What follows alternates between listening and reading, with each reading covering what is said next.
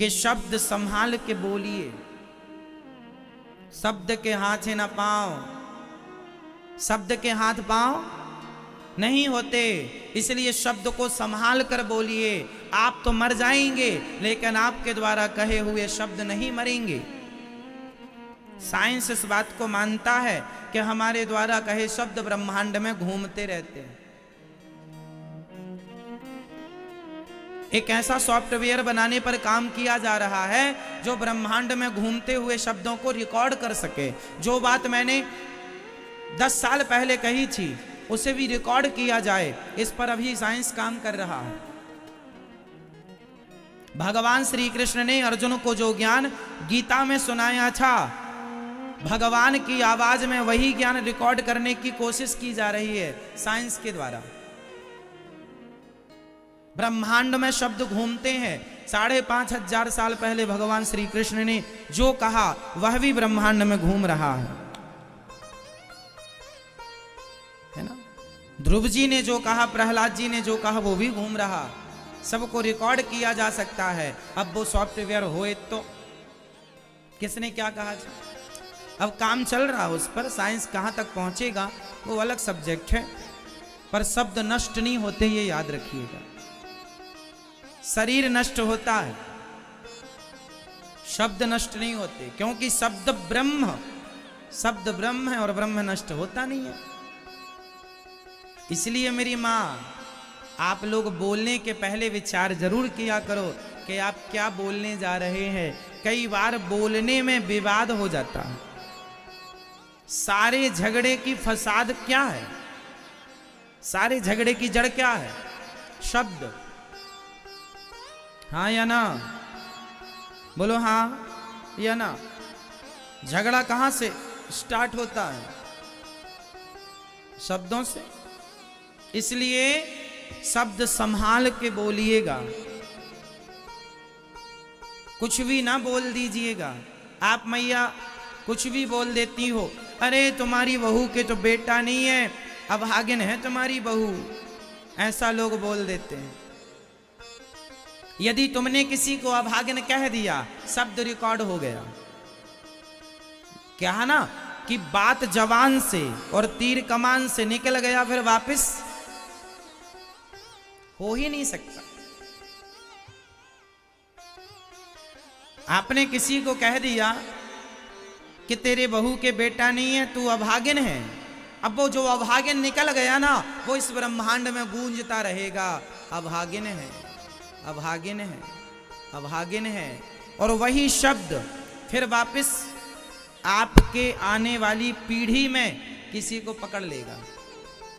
फिर तुम्हारे ही कुल खानदान में कोई ऐसी हो जाएगी जिसके नहीं होगा बच्चा, और फिर वो शब्द वापस उस पे आ जाएगा, अभागिन है। जो कहा है वो सुनना तो पड़ेगा। ये प्रकृति गोल है ना, वापस होता है। आप दीवार पर एक बॉल मारिए, जितनी तेजी से आप बॉल मारेंगे उतनी तेजी से बॉल, हाँ या ना मैया? सो रही हो मेरी मां? सुनो, आप बॉल जितनी तेजी से दीवार पर मारेंगे उतनी तेजी से बॉल वापस आएगी। यही प्रकृति का संतुलन है। आप जो शब्द कहते हैं वह शब्द आपकी तरफ बड़ी तेजी से वापस आते हैं। आपने किसी को एक थप्पड़ मार दिया, मार दो, पर वो थप्पड़ उसकी चटाक गूंजती रहेगी ब्रह्मांड में, फिर वो तुम्हारे गाल में देर सवेर पड़ेगा जरूर। कौन मारेगा? तुम्हारा बाप मारे, शेर को सवा शेर मिलेगा, मारेगा जरूर। इसलिए हम ये ना सोचें कि हम पावरफुल हैं, कह दें कुछ भी, बोल दें कुछ भी, ना, मनमानी नहीं चलेगी। इसलिए विचार कर लो। तो आज से आप कितने लोग हैं जो शब्दों को संभाल कर बोला करेंगे? कितने लोग बोलेंगे आज से? जो मुंह में आया वो नहीं बोलेंगे, पहले अपना विवेक से फिल्टर करेंगे, इसमें से कितना बोलने लायक है कितना बोलने लायक। भाई आप घर में गेहूं पिसवा कर जब आटा लाते हैं ना, तो उस आटे को भी रोटी बनाने के पहले चलनी से चालते हैं। तो जब चाले हुए आटे की रोटी बनाते हैं, कोई कचरा ना जाए, तो फिर शब्दों को भी तो अपने विवेक की चलनी से चाल लो। इनमें से कितने शब्द प्रयोगी हैं, उपयोगी हैं, और कितने अनुपयोगी हैं।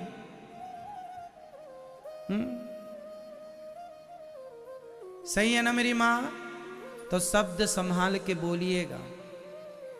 पत्नी से भी क्या बोलना है, अच्छे से बोला करो। पति से क्या बोलना है, कई बार आप लोग ऐसा बोल देते हैं कि वो बातें सारी जिंदगी याद रह जाती। तुमने ऐसा कह दिया था, आपने ऐसा कहा था।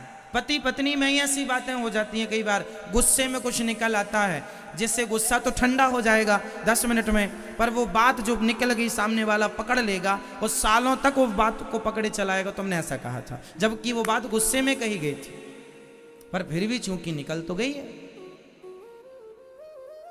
ऐसा होता है कि नहीं? सास गुस्से में कुछ कह दे तो बहू पकड़ लेती है, और बहू गुस्से में कुछ कह दे तो बाकी सब भूल जाएगी। तुम्हारा पांव दबाया याद ना रहेगा दुनिया को, पर एक शब्द गलत निकल जाएगा, दुनिया याद कर लेगी। तुमने ऐसा कहा था। तुम किसी की आरती उतारो, वो याद ना रहेगा दुनिया को। तुम किसी के लिए अपना गर्दन काट दो, वो याद ना रहेगा दुनिया को। बस एक बार तुम किसी को गलत धोखे से कह दो, उसकी डिक्शनरी में लिख जाएगा तुमने ऐसा कहा था। हाँ या ना? जबकि आपके कहने का कोई भाव नहीं था, धोखे से निकल गई बात, फिर भी लोग पकड़ लेते हैं। इसलिए शब्दों में बड़ी जान होती है मेरी माँ। इन्हीं से आरती अरदास और अजान होती है। यही समुंदर के वह मोती हैं, जिनसे इंसानों को इंसानों की पहचान होती है।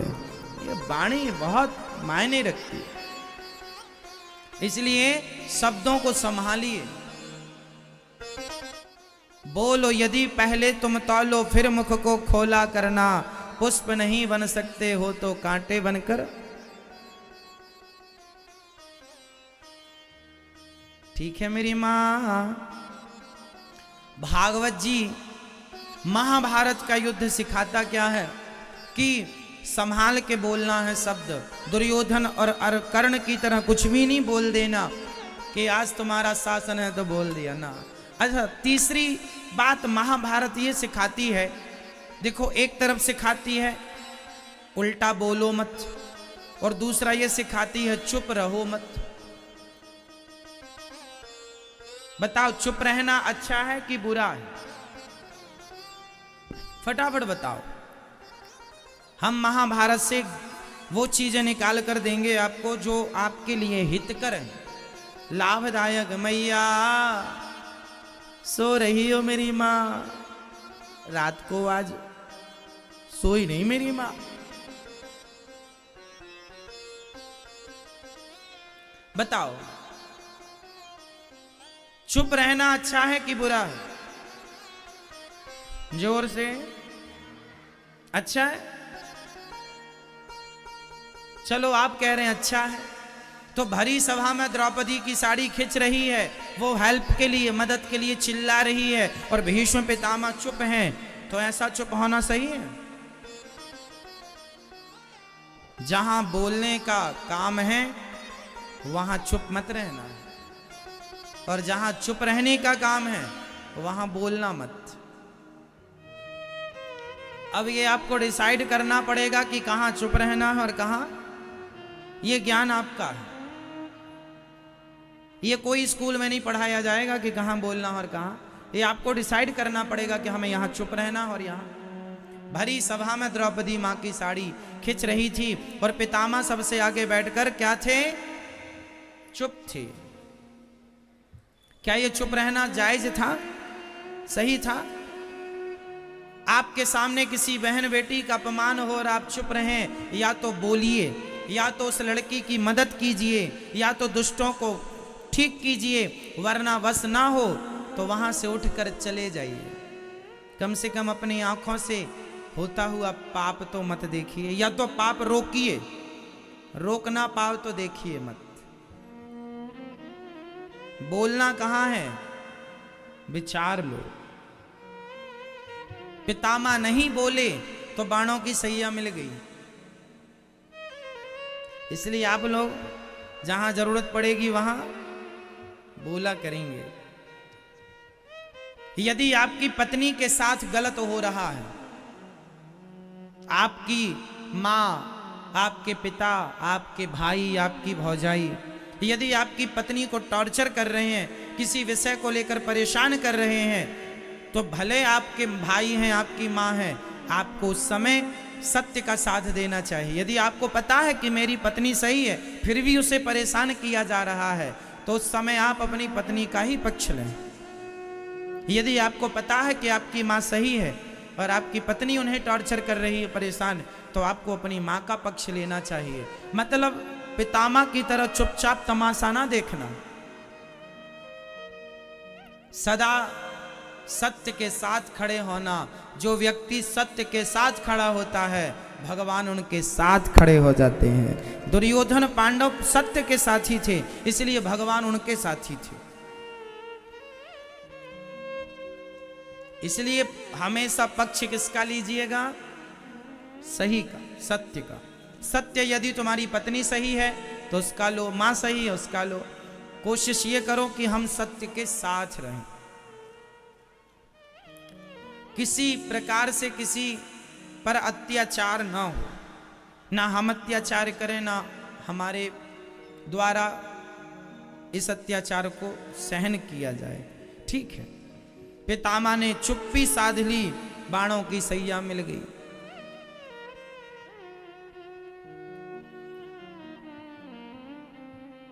संभल जाइएगा। अब आगे चलते हैं। महाभारत में एक बढ़िया सीख यह भी है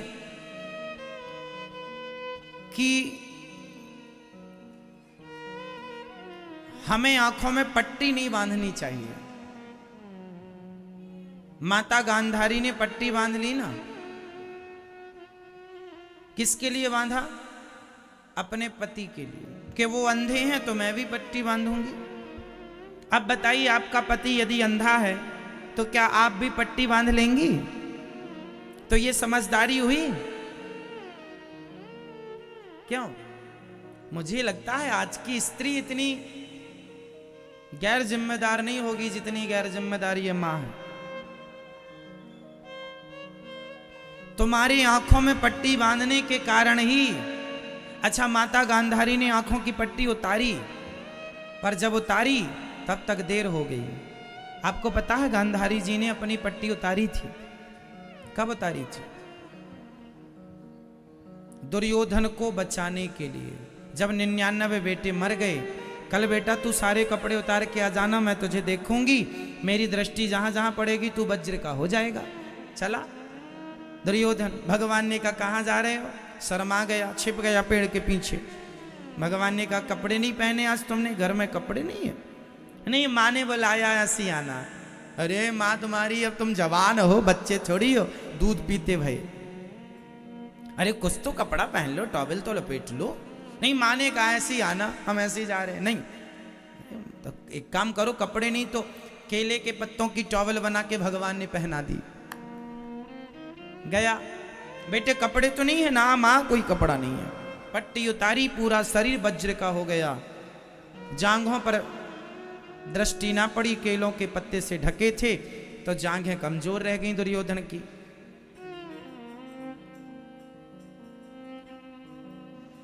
गांधारी मां ने पट्टी उतारी थी इसलिए कि मैंने जीवन भर जितनी तपस्या की है, पतिव्रता नारी का सारा पुण्य मैं अपने पुत्र को दे दूंगी ताकि मेरा पुत्र अमर हो जाए। क्यों? दुर्योधन जैसे बेटे को अमर करना चाहती है गांधारी, ताकि और महिलाओं के कपड़े उतारता रहे।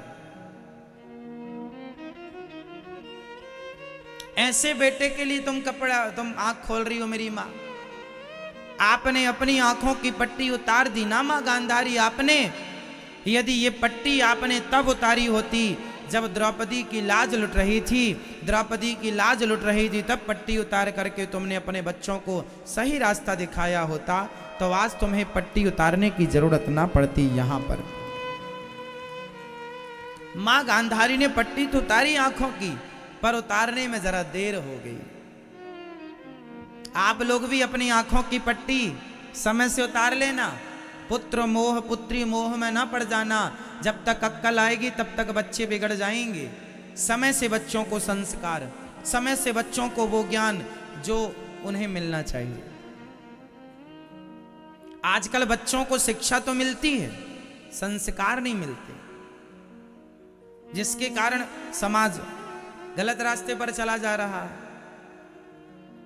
आपको क्या लगता है स्कूल में ही पढ़ाएंगे सब? स्कूल में ही पढ़ाएंगे सब?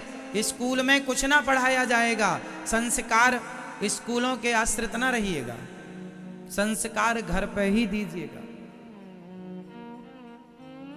स्कूलों में तो गा से गधा पढ़ाते हैं।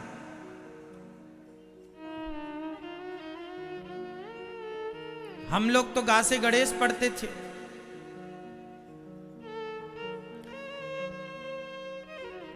आ से अनार पढ़ाया जाता है, जबकि होना चाहिए आ से अर्जुन पढ़ाया जाए। अर्जुन का कर्ण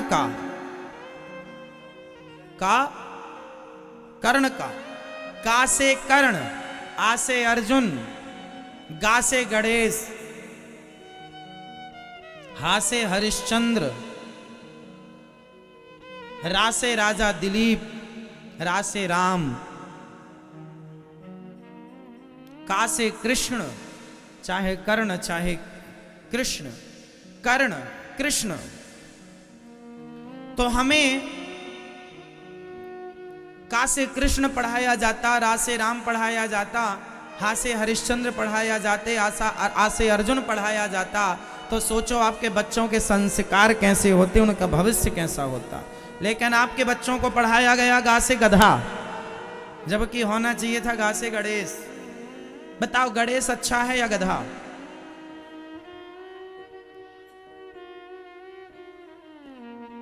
अनार का आम का। अनार आम तो हमें बाद में पता चल ही जाएगा कि अनार है और ये आम। जिन्हें अनार और आम का ज्ञान है उन्हें अर्जुन का ज्ञान नहीं है। इसलिए आ से अर्जुन, अर्जुन के बारे में पढ़ो। अर्जुन कौन है, क्यों उनका नाम आज तक है? का से कमल नहीं, कृष्ण पढ़ो। और ये सब आप पढ़ाइए अपने बच्चों को। जेड फॉर जेब्रा, जेब्रा पढ़ लोगे तो क्या प्राप्त? जेब्रा लात मारेगा, दांत और टूट जाएंगे तुम्हारे।